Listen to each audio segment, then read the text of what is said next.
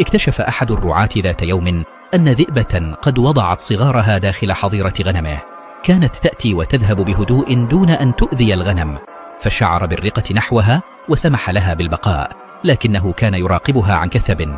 كانت تخرج للصيد فتجلب لصغارها الأرانب والطيور وأحيانا الحملان، لكنها لم تمسس غنمه بسوء.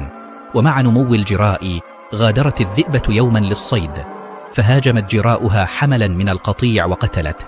وعندما عادت الأم ورأت ما فعلوا انفجرت غضبا عليهم، وأخذت تعضهم وتضربهم بقسوة. وفي ذلك اليوم نفسه جمعت صغارها ورحلت. وفي صباح اليوم التالي فوجئ الراعي بمنظر غريب، إذ رجعت الذئبة وهي تحمل في فمها حملا حيا، وبحذر ألقته داخل الحظيرة وكأنها تعيد ما أخذته جراؤها، ثم اختفت في البرية.